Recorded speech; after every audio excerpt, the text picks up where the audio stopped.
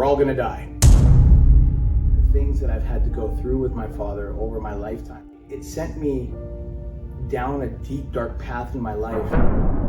We as parents aren't always taught how to express that love in a way that's healthy and that is understood by our kids. Realizing that if we're not careful to choose love over, eventually our time ends and we end up living a life where we regret the way we treated our kids. Hopefully, my story today helps you avoid that kind of ending.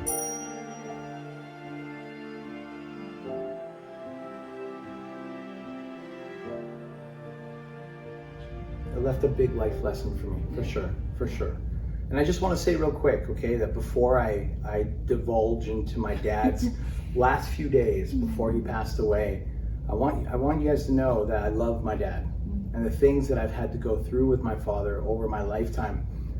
Even though they were super hurtful, they were hard, they were, you know, it sent me down a deep, dark path in my life. I realize now as an older man and an adult and a parent now, that my dad just went through the things he went through and he never got the help that he needed. So please don't ever take anything I share about my dad as like I'm demonizing him or I'm making him wrong. He did what he did and he did the best he could. I really firmly believe that. Because no matter how messy my story gets about him or things that you might not even agree with, deep down I believe my dad loved me. As a parent He myself, just I didn't love know my how to kids express too. it. He just didn't know how to express it. Yeah. And just as you said, you love your kids too. There's no question to that. Yeah. And we as parents aren't always taught how to express that love in a way that's healthy and that is understood by our kids. Because a lot of times we get pent up with our own shit, with our own stuff, that when we want to express to our kids, it doesn't often, more than less, it doesn't come out the way that we want it to, the way we want them to be able to perceive it. So today's lesson really is just about realizing that if we're not careful to choose love over anger, love over fear, love over whatever crap we're going through, that may become the habit. And if that becomes the habit, eventually our time ends and we end up living a life where we regret the way we treated our kids. And that's something I saw in my dad. I believe I saw that in my father. And that's why we're going to divulge into the story, is so that way you guys get some insight on whatever you're going through with your kids.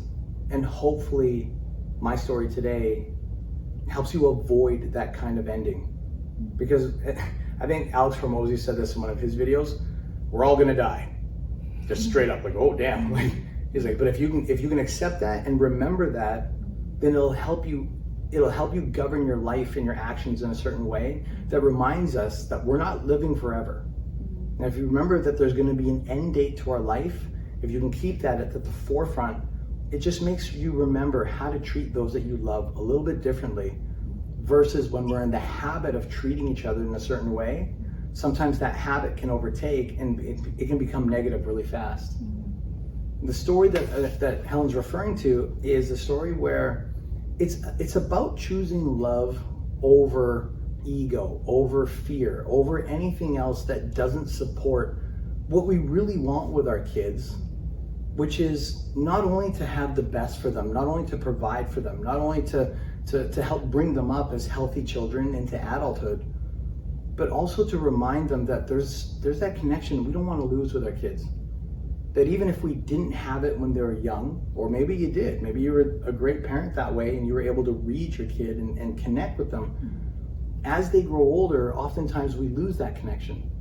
So this video really is about trying to remind all of us, including me as I grow older with my daughter, to be wiser. To be wiser. Learn from other people's mistakes. Right, so we don't have to hurt so much from making our own, which again, it's not about being perfect, it's just about being aware. So when we make those mistakes, we spend less time in them, and we also spend less time regretting the things that we did. And most importantly, you're right, raising children that we're proud of. Raising children that we're proud of and that they are also proud Yes. of themselves. Yes. That's super vital for me. I mean, again, I'm not here to point fingers. I'm not telling you how to live your life or with your kids. But I think it's important that if we want more, we got to learn from people that have gained more. And thankfully, Helen and I have gotten to this place where we have a great communication. Not always, Still learning, you know and what? we're still learning. This is big, but there boring. are Yeah. times where we have those connections, and it's more now than what we ever had before. So today's story really is about that. It's about being able to build those connections and keep them, right? Thought Yes. you wanted to chime in more. That's why I That's backed up. that's important. They also, our kids will grow. They will have more challenges, and then we grow and we have different challenges as well, right? To be able to keep up with them is the most beautiful thing. Yeah. Yeah. Yeah, to still be welcomed into our children's life, even as they grow older, even as they go through things that they would normally keep from their parents. We're lucky enough to still get that window of opportunity that, you know, our kids, maybe not all the time, Right. but at times they give us that window to look into their life. And the goal for us, like for Helen and myself, is to get to this place where her and her kids, me and my kid, can get to that place where our kids still want to give us that window because they trust that we're not going to be full of judgment. Because we chose love. Because we chose love When versus love conquers judging them, everything. fearing them. Yeah, exactly. Yeah. Maybe you should share your story with us. So the story basically goes like this. It was during the time where my dad was in his last few weeks, give or take, of his life before he passed away. He passed away in January of 2023. It was just on the 2nd. And he was going through his most heaviest complications during late November and obviously in December. And the story goes as this. He was, at the end of his life, was going in and out of consciousness. And there was this one point where he went completely out, and he was, I guess, my dad used to say vegetable. Your brain's like a vegetable, where you're there, but you're not there. And he was just unconscious, and we weren't sure if he was gonna wake up. Well, thankfully, after, I can't remember how long it was. Okay, one day felt like a week, so my time's a little distorted. But he was out long enough that we were terrified. We thought, okay, maybe this is it. So we get the call from the hospital. My mom rushes over to see my dad. I rush over with my partner. Excuse me. That's okay. Do you want your water? To see my dad. I'm just gonna grab your water here, guys. Oh, thank you, thank you. Yeah, of course. That's why I kept mine. So talking makes us cough sometimes. Went to the hospital to see him. My mom saw him come out of the concussion or come out of the coma, whatever it is you want to call that. I got to see him when he was already aware. And we basically said to him, we're like, Dad, you've been out for quite some time. He's like, where am I? What's going on? We're like, this is what's happened. And during that time, I realized my dad was, you know, he went from like, where am I, to this place of like, oh shit, I almost died. Like I was out for that long. I didn't even know it. I didn't even know where I was. And I wake up and I'm not even sure how I got here. Like in his mind, he's like, oh my God, I'm getting closer to my last day. Like I'm almost ready to go. And in that moment, I realized that my dad wanted to do something with me. And his goal was to, I believe, okay, this is my interpretation, because my dad was not able to express what he really felt for me. But he was trying, especially looking back now, I can see the actions that he was trying to take. And during that time, he was trying to express some words to me, but he couldn't say it. And I understand. A quick reminder that my dad grew up as a military officer in the Philippines, in a military home. He was raised in a military camp. And I'm not talking about camp that you see like in Canada or the United States. I'm talking about back in the 60s in the Philippines, where it was rough. I can't even imagine the level of rough he had to deal with. But it was rough. Like it was so rough that some of his brothers actually passed away when they were like age 1, 2, and 3 because they accidentally got their hands on a tank bomb and they got blown up. I can share that now because my dad's passed away. He told me for years, like, don't ever say that while I'm alive. Because just that story alone killed him. It killed him because there's a whole lineup of that. But I'm giving you some context so you understand. Like, what do you mean by rough, Allan? Like, that's how rough it was. It was not a safe environment. It was very dangerous. Kids should not be there, but they were. So you don't imagine the amount of heartache that caused my dad, his father, and the whole family when 3 of your brothers get blown up to bits like that. That's what he was raised with. And that's not the only story. There's a whole lineup of it. But being that my dad came from that hard environment, there was no time, there was no environment for him to learn about emotion. Emotion back then was be tough, suck it up, push it down. You're a soldier. Survival first. You have to survive. Yeah, exactly. Yeah. We've discussed this, right? Third world countries, it's not about emotions. It's about survival first. Because that's what they got to do to survive. That's what they got to think. But being in Canada, you don't have to think that way. Unfortunately, he never got a chance to develop those other skills that could allow him to communicate at a level where his kids could really understand what he was going through. So we're talking about love versus fear versus other things, because during that time when I went to see my dad, I could tell that he was trying to connect with me. And the way he was trying to connect with me is that he was trying to ruffle through his things. Like, imagine this, okay? Imagine seeing my dad, this frail man that's about to pass away, in his hospital bed. There's my mom, there's me and my partner on the other side of the bed. We're trying to talk to him, but he's really soft-spoken, he's very weak. And he's trying to explain something to us, but he's like, you can almost tell he's almost lost for words. He's coherent at this time, okay? But he doesn't really know how to say what he wants to say. So instead of speaking to me, he looks over at my mom and he says, hey, where's my thing? Where's my thing? Filipinos got a thing for saying the word thing a lot, right? So where's my thing?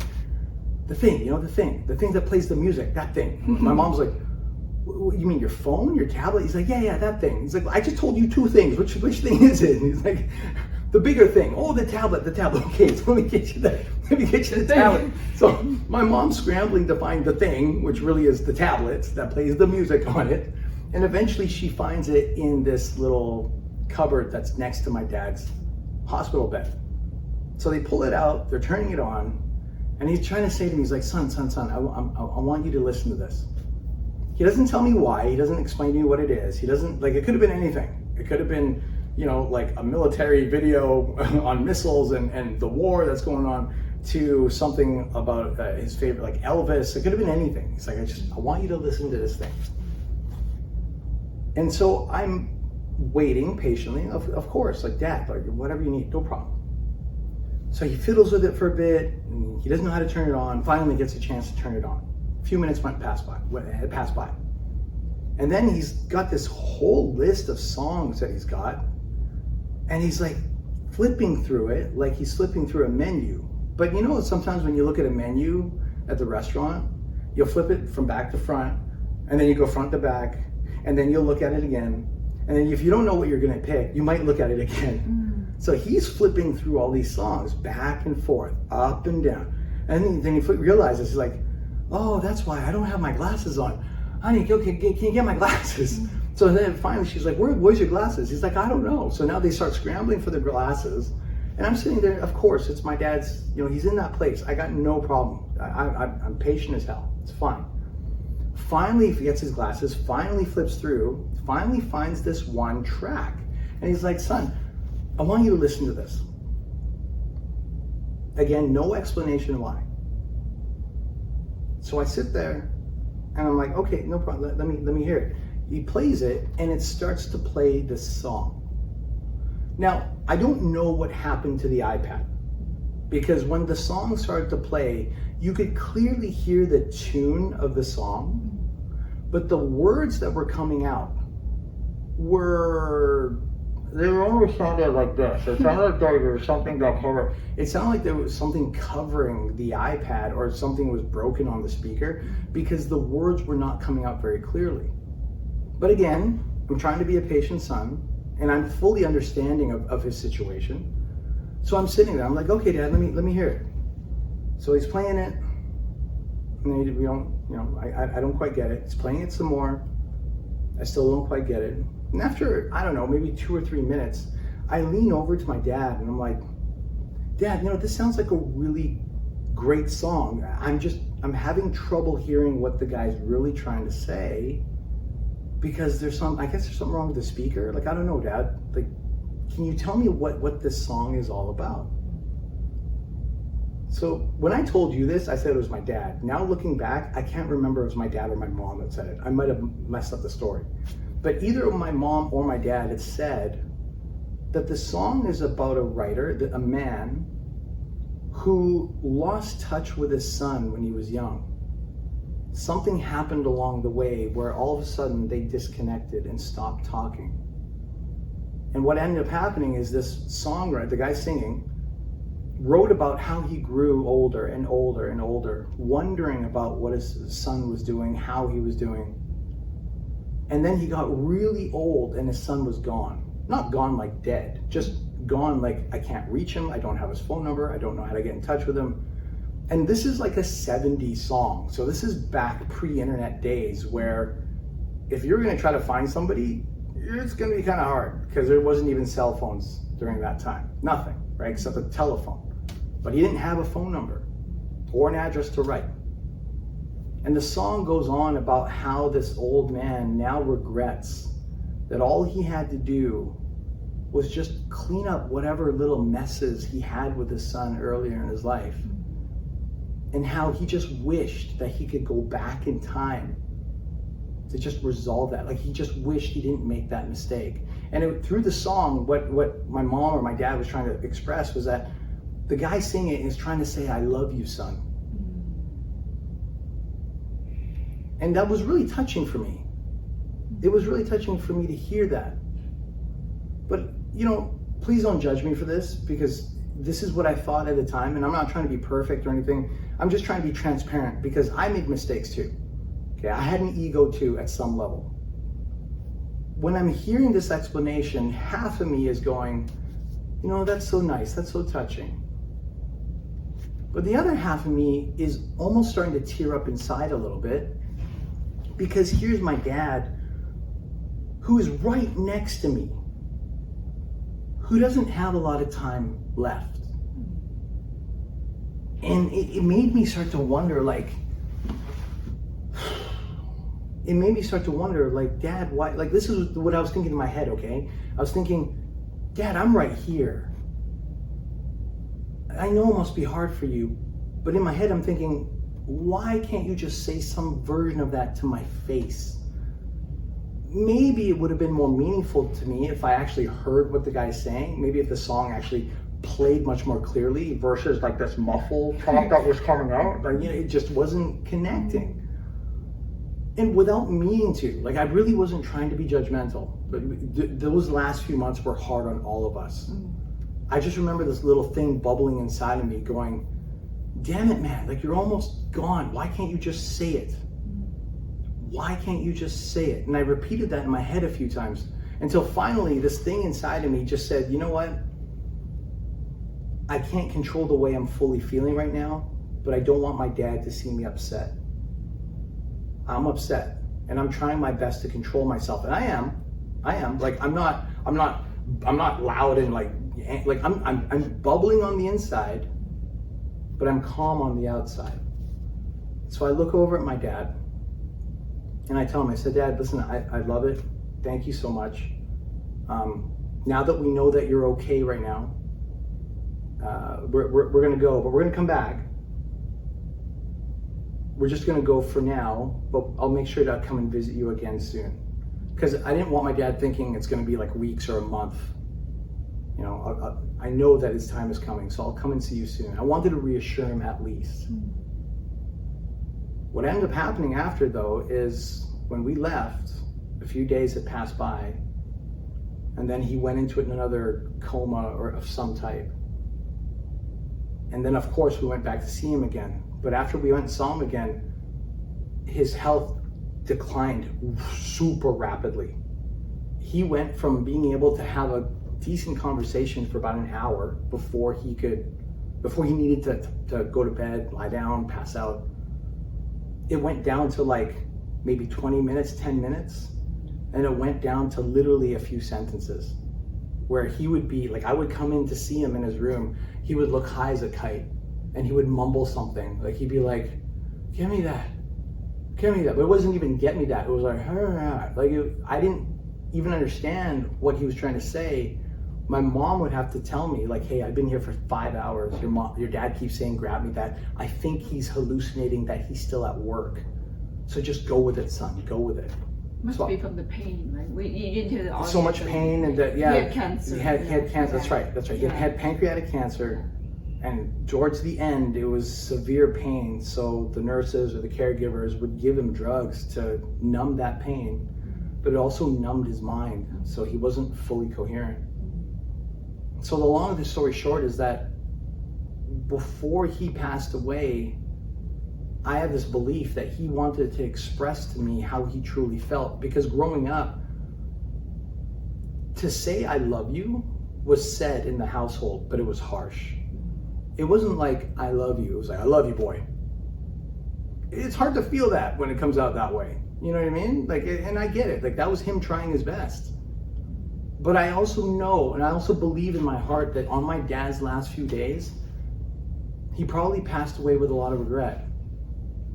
And I could only imagine that one of his biggest regrets was his inability to let go of that ego, to let go of that pride of like, I gotta be the man.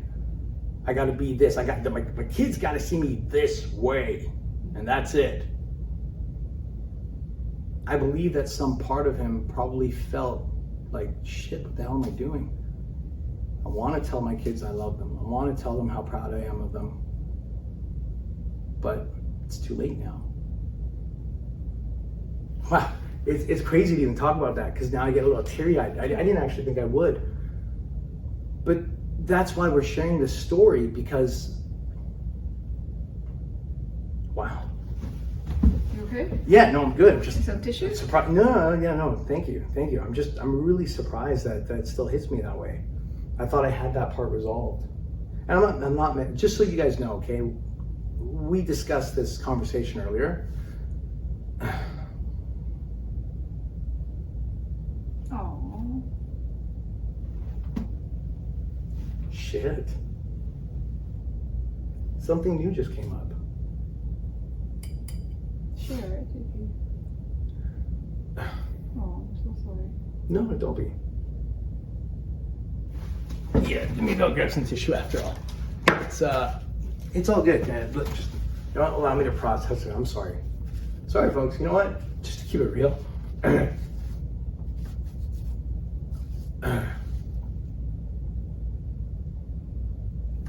Maybe we won't edit this part out.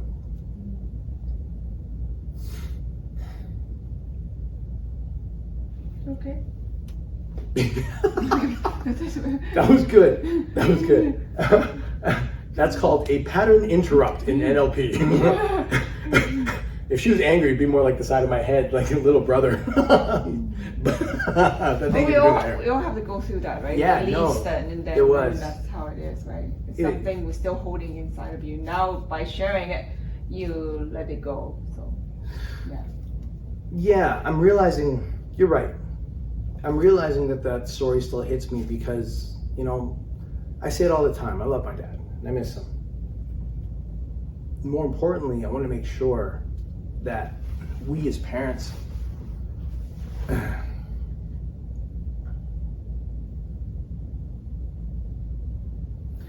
do me a favor and just hit my knee really hard again because that got me out of the last one. Just smack it. Yeah, hit me hard. Like you're mad at me. Just out. Sorry, big sister here, right? Just smack me in place. Thank you so much. I needed that. It's just to ensure that we as parents don't make that mistake.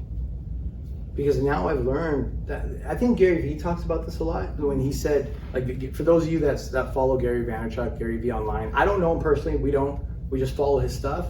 He said one of the reasons why he's so driven to like become super successful in his means of successful and then pass that on to people, because he said he's gone and visited old people when they're their 80s, 90s, 100s, and they're about to pass away, and he talks to them. And he said, when you get to that age or you're about to go, they all universally have a handful of regrets that they die with. And he was surprised to find that no matter what culture, no matter what background they have, they all generally had something in common of what they regretted. One of the most common regrets they had is that they wish they took more risks. And the other common regret is that they wished they said, I love you more often. And to hear it from Gary is from one thing, but to actually live it and then to relive it and be vulnerable and share it with you guys is just like, it just hit me like a ton of bricks. And imagine how much it means to you if you took that courage to say, Allan, whatever he calls you, like I love you. Choosing love over fear, right. Ego. Imagine how it make you feel. Imagine you standing there and you took that chance to tell you that, like face to face in his last few days. Right. Think about that, right? How it You're means to you, right? So you're absolutely right. And how it make you feel. I mean, now we are NLP practitioner, we understand, but a lot of kids do not understand. Why am my dad never say that to me, right? And that's one of the things that we don't want our friends and our followers, people, like if you're taking the time to watch this video, then you probably got some pain too, the way we have had with our kids in the past, and sometimes still do. And we're always looking for answers. And the lesson, the idea that we're just trying to share with you today is if you've got pain, if you've got something that you got to resolve with your kids, find a way to do it. Don't wait until you're dead or almost past, or you're so sick and ill, because that's coming for all of us. It's coming for all of us. And if we wait until that last day, like if we're thinking like, I'm still fine, I'm in my 50s, 60s, 70s, no problem, I'm still good, like I'm still rough and tough, I'm still whatever it is that people say.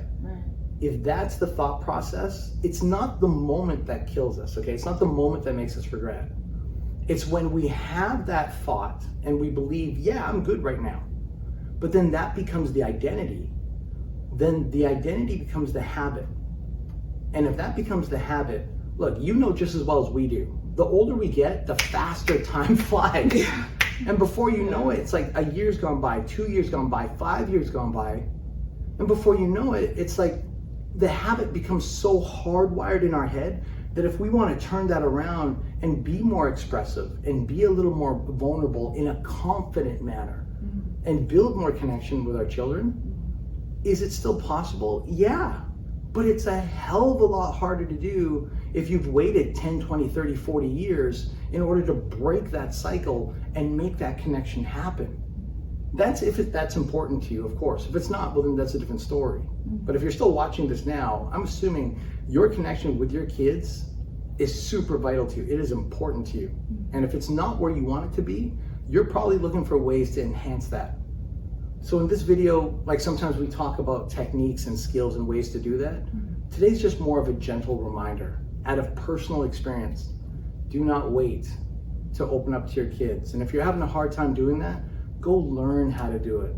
And the first way to learn how to do that, which I wish my dad had, but he didn't have the tools. And I honor my dad for at least getting that far in his life where he learned to resolve so many other things. So I'm not disrespecting my dad. He still tried to show to the video he still indirectly tried, that he tried. The old version of my dad would have just been like played rough and tough right to the bitter end. Like, that's too bad, I gotta go.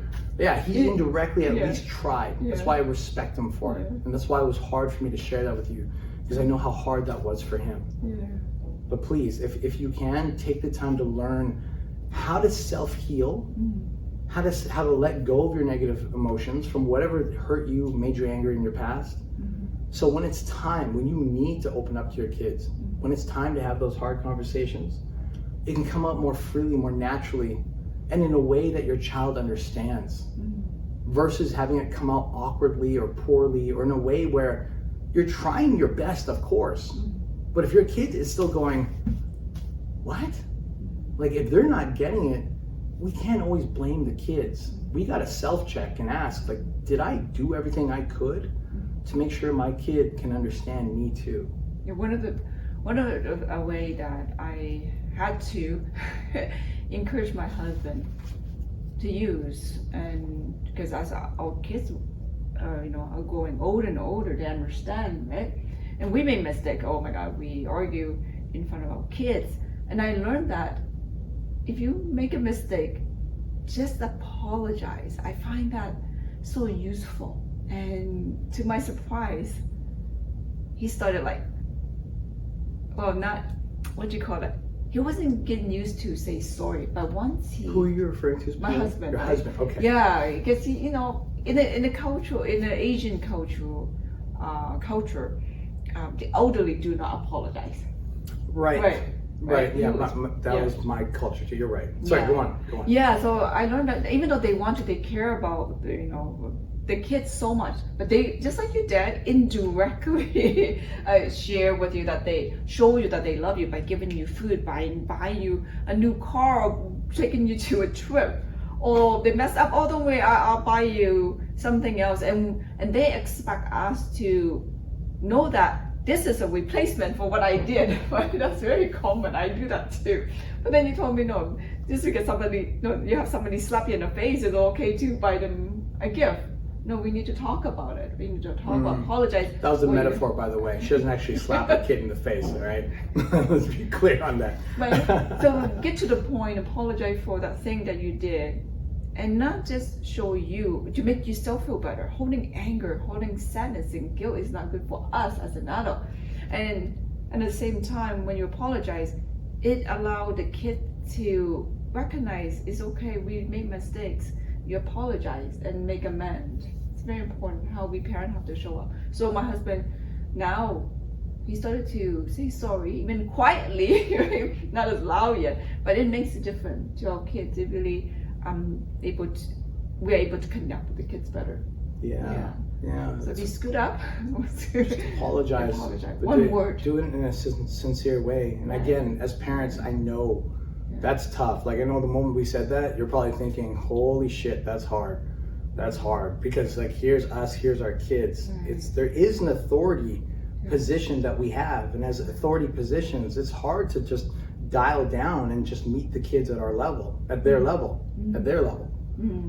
But I've learned that if we don't do that now while they're young, when they grow older and we grow old, they're gonna have a very hard time dialing down to us. Yes.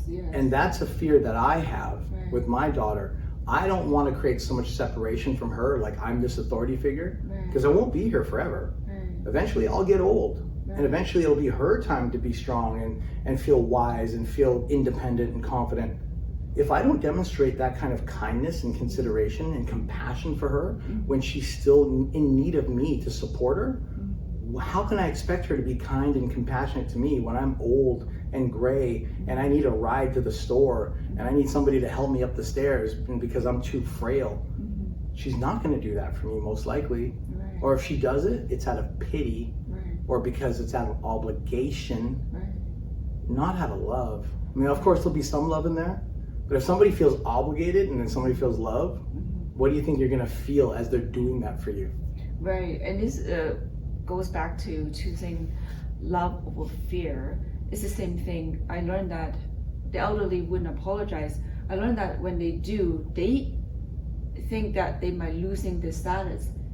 And in Asian culture, status is a big deal. They don't apologize. For those of you that don't live in that world, like I don't judge it. I don't judge it. That's just the way it is, and that we've learned to work with it. Right? Sorry, I didn't mean to interrupt. That's okay. So I learned that why do they not apologize? But there's a fear. If I apologize, you're gonna think less of me. But that's not how it looks when we apologize. I mean, like when Tony Robbins reminded me, there's a time and place for everything. There's a time and place to apologize publicly. But of course, you're not going to apologize every single thing that you do. Right. We still have to hold our position as parents, right? Here, respect and not use it improperly. But there's a time you must apologize when you screw up, right? Right. And like again, being selfish, there's a time and place. So for everything out there, there's a time and place. There's also time and place to show anger, right? And control. There's a healthy way to demonstrate those negative emotions. Absolutely. So make sure you recognize when to use that. The timing is very important and use it appropriately. So our kids can grow up to be the best version of them. So because of us, And because we have the responsibility to bring them up, to share with them as much as we can, right? And then of course, it's their life now, right? We do our part. But if you know that you haven't done your part, that's regret, right? So there are ways and skills that you can learn, and we can help you with that if you're interested. Yeah, for future videos, we will discuss on how to let go of negative emotions, on how to be able to demonstrate that in a healthy way, and how to be able to pass that on to your kids, which is really ultimately why we love building this channel, because it's a way of learning how to release those negative emotions inside of us, so that way, we don't pass it on to our kids by accident. Like, remember, your fears become their fears, your angers become their angers. Not exactly, it doesn't look exactly the same, but it impacts them almost the same. We don't want to pass on our trauma to our kids. So number one, we learn how to let that go. Or number two, when issues come up, we learn how to process them in a healthy manner so we don't emotionally bleed on other people. And because we can do that, we then have the ability to pass that knowledge, that ability on to our kids. So as our kids grow up, they become more emotionally and mentally healthy. That things like mental health problems don't become a problem for them anymore. We believe that mental health is a problem because a lot of people don't have skills on how to deal with those negative emotions. Besides drink, go do drugs, or hit the gym all the time, which, by the way, hitting the gym is super healthy, but you notice if it's a deep trauma, it's a lot of time in the gym and it's almost like a rat race. Every day they gotta go back to the gym just to handle it. Eventually it only helps so much, like that deep core problem that they're going through, the gym doesn't always provide the answer. There's something much more psychological that physicality can't always resolve, which is how we've gotten good at dealing with this, because now we have the experience of knowing that no matter how deep something is, something hurtful, painful, if it's something that we're willing to resolve, like if our brain goes, I don't know how I'm going to do this, but I need to let this go, I'm willing to find a way. A person who thinks like that becomes very open to learning new technology for the mind. That's where we come in and we help them. And that's what we've done for our kids. That's what I've done for my daughter now for the past 6 months. I give her therapy every week. And all the negative pain that she had, thoughts before, they're not there now. She still has new stuff, of course, she's living, but she's never stuck with those negative beliefs, emotions, pains. Whereas before, she had stuff that she was carrying from when she was 4, 5, 6 years old, and that manifested into something that she or we weren't happy or proud of. It was hurting her. What a precious gift that you give her. It's an amazing gift. Precious. Precious, amazing. Money can't buy those kind of gifts. No, it can't. And it's something that we're proud of, which is why we're here to share that with you. So in closing, if you enjoyed this video, if you found any value in it, please give us a like. If you have your own story about how you got stuck in something or even overcame your own challenges, please, we'd love to know. Share it in the comment section below. And if you want more videos like this, and if you'd like to learn more from us, allow us to share with you, please go ahead, click that follow or subscribe button.